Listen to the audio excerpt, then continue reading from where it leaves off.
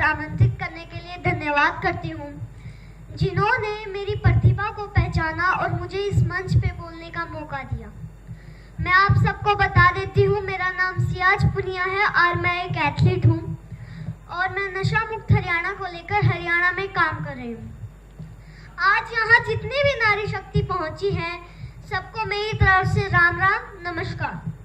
सबसे पहले मैं कविता मैम को सैल्यूट करती हूँ, जिन्होंने इतनी सारी प्रतिभावान वुमेन्स को एक मंच पर लाकर खड़ा कर दिया है।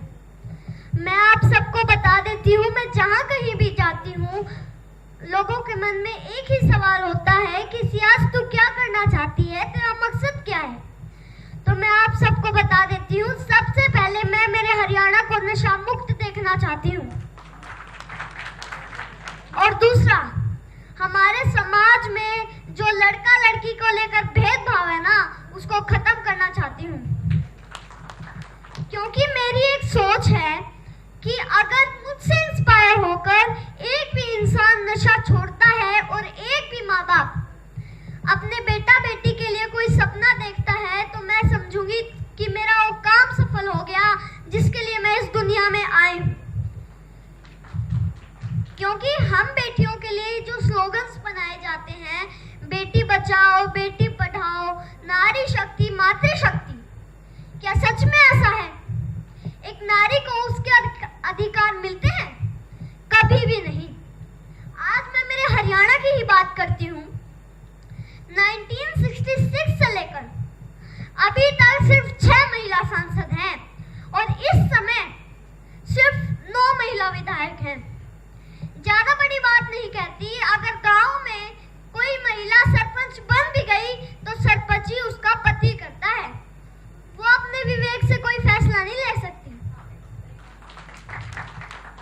खेलों की ही बात कर लो, हमारी सरकार उनको खेलों में अच्छा प्रदर्शन करने के लिए कितना प्रयास कर रही है। डाइट को लेकर, कोचिंग को लेकर, ग्राउंड को लेकर कितना प्रयास कर रही है। और जिस दिन ये बेटियां मेडल ले आती हैं, तो बधाई देने और फोटो खिंचवाने तो सब आ जाते हैं। अरे कोई हिमा दास, साक्षी मलिक, विनेश फोगाट, सानिया नेहवाल ऐसे नहीं बन जाते। सारी जवानी खेल के मैदान में गलानी पड़ती है, जब जाकर एक मेडल आता है।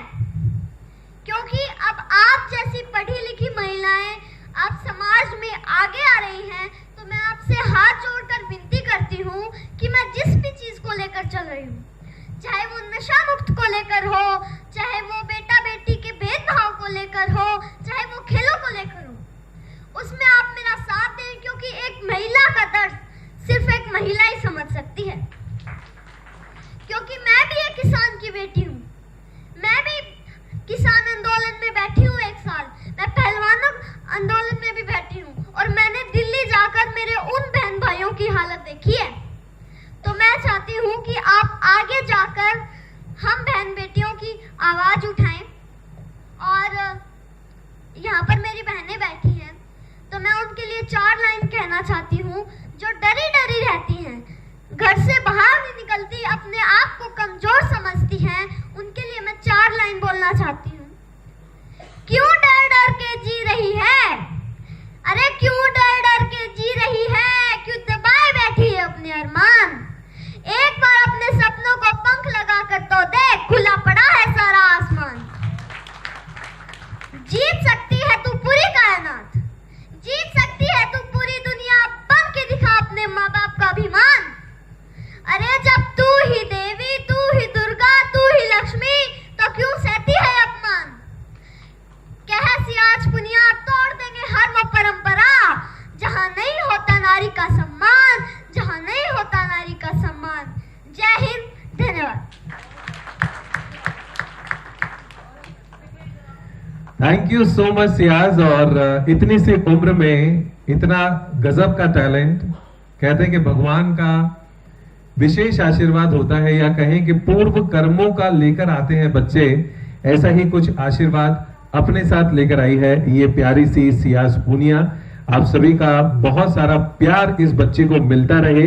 आपके हरियाणा से ये बिलोंग करती है। हम चाहेंगे कि आप इस बच्ची को जहां तक भी हो सके देखते रहें, सपोर्ट करते रहें और आगे बढ़ाते रहें। ना सिर्फ हरियाणा में, पूरे देश में, पूरी दुनिया में ये बच्ची नाम रोशन करे, ऐसा हम सब की तरफ से बहुत बहुत इस बच्ची को आशीर्वाद। तो चलिए कार्यक्रम को आगे बढ़ाते हैं और हमारे बीच में अलका गुर्जर मैम भी यहाँ पर मौजूद हैं और मैम का भी आगे का कार्यक्रम है। तो मैं अलका मैम से अब अनुरोध करना चाहूंगा कि मैम आप आए और अपनी बात सामने मौजूद हमारी सभी महिलाओं और सम्मानित अतिथियों से कहें।